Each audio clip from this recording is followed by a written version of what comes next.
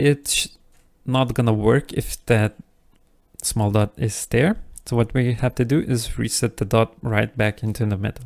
Control A is just for that. Apply, and all transforms mean everything we did with it. And you can see the orange dot now is in the middle when we select this object.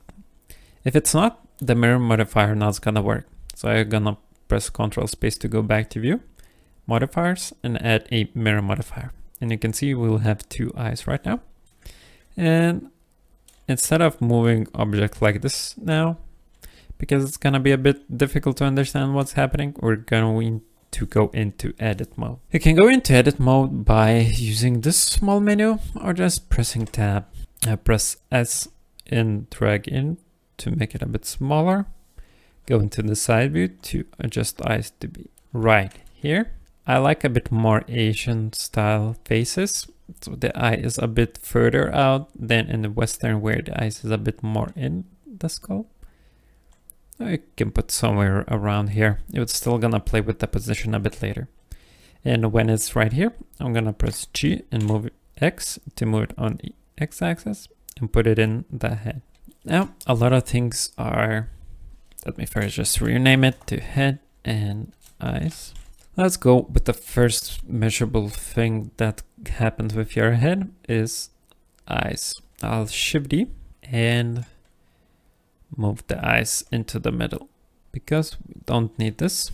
If you really want to get into the middle of the object, what you can do is press object, set origin to geometry, and Alt G to move it back in here. And what we'll need is array. We will need 5. Try to align top like this. These two merging with these. So a lot of people are saying that the head size is around 5 of your eyes. And it's true if you want to keep with your measurements, but it can be not exactly that. Let me select my annotations. So the head would be like that. Sorry for my very bad drawing. So this is how big our head would be. This is where our eyes would be on the face. And this is where would be the edge of the head. Now, this thing is not 100% true all the time. The distance in between eyes, as you can see in this case, is one eye. Let me apply the modifier so it's going to be easier to explain. One eye in between eyes is the distance usually in between eyes. You can see mine is a bit smaller. So you would say I need to make it size bigger, but it's not always the case. It can go either in or outwards.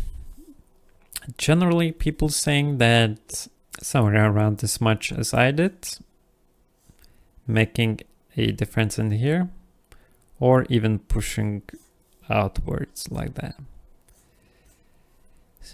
So I wouldn't make this is not must. I don't like when people say you must put it in between like that.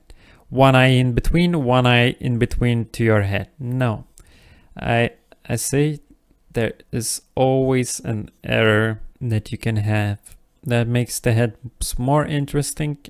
Of course, if you're a beginner, you probably should try to keep with these values, but I don't want you to get stuck in it. Okay, so I'll delete all of these things. So in general, our eyes are actually gonna be a bit bigger. For the head, not very natural, a bit more stylized.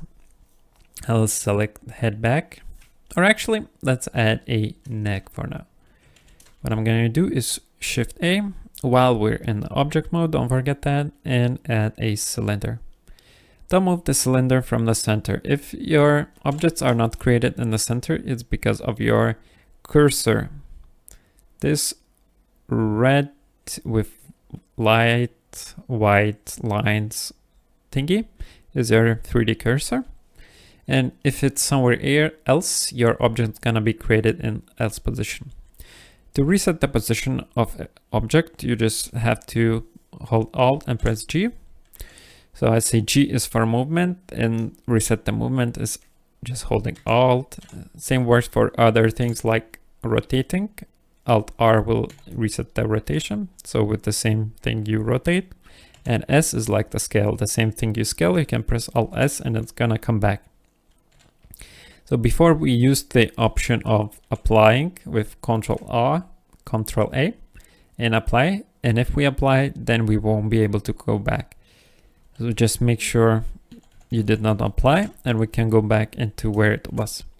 I'll press tab to go into edit. Now I have annotation selected. Just don't forget to go select box and I will move it down. I'll use G to move and Z to move only on Z axis because I don't want to accidentally move my neck to the side. I'll go into side view and press S to scale it up. I'll press S again and Z to scale it only on Z axis. Move it a bit to the side and rotate it just a tiny bit because necks have a small tilt. You can go to our heads. This is a very, very visible tilt. You can see neck is not straight down. So whatever you do, don't just leave your neck hanging out like here, like that. It's gonna look weird. And don't make tilt too big because you're gonna have a gamer posture. Let me delete this. And when we're ready with it, make sure it's in the center. Everything is okay. We can press on it and go into the sculpting mode right now. We won't be able to do a lot of the movement because it doesn't have any vertices, and sculpting works with the vertices. You can see we have so little. So what we'll have to do is use the remesh option again. I'll just press remesh. I'll use Ctrl R and we can see we got a bit more. I like, as I always told, to work with a bit more vertices. So I'm gonna add with Shift R. I'm gonna make it smaller. Try something like 0.06. Let's remesh it and it's 16,000. It's gonna be enough for now. I'm gonna use smooth brush to make it smooth. Use the grab tool to pull it up a bit in. I think I made the object a bit too small. And now try to form a small shape. If you probably looked at the human's neck, you have seen that it's not that straight up the line. For now, we have a straight line neck, which is not how necks work. Smooth shape.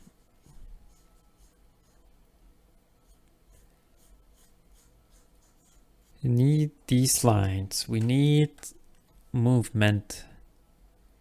Nothing is that straight at the human body.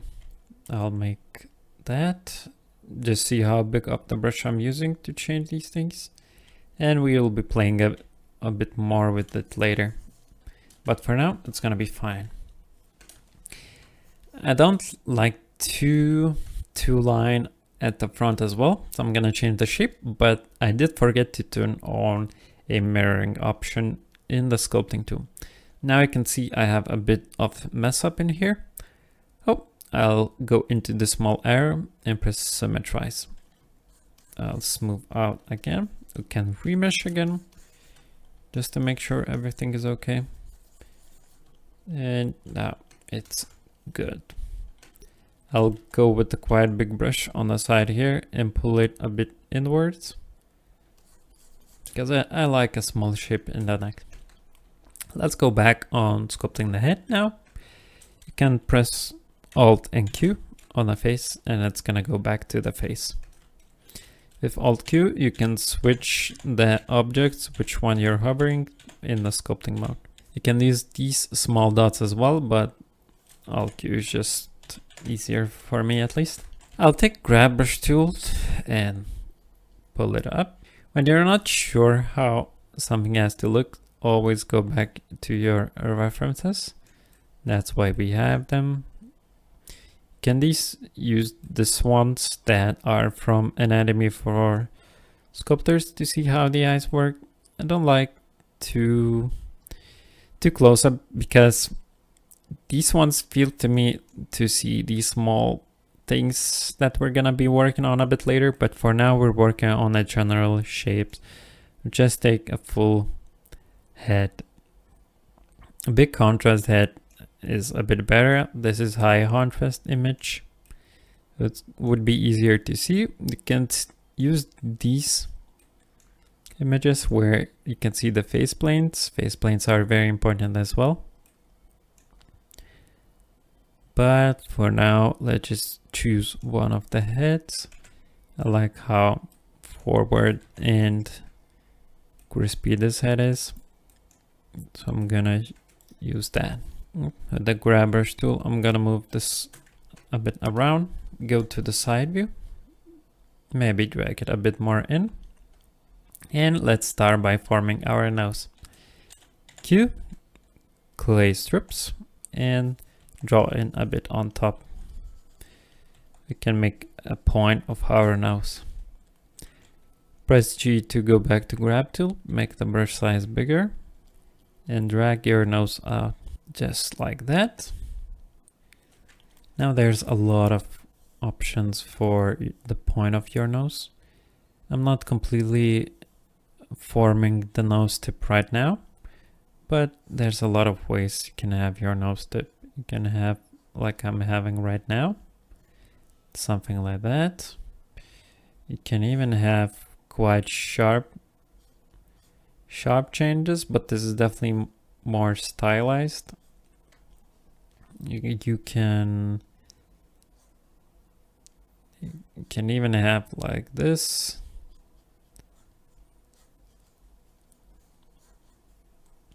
There's many ways you can form the nose tip.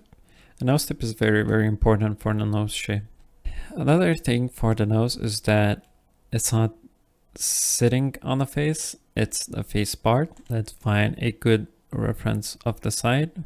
And you can see that the nose is on the face, especially this line. I'll drag this back.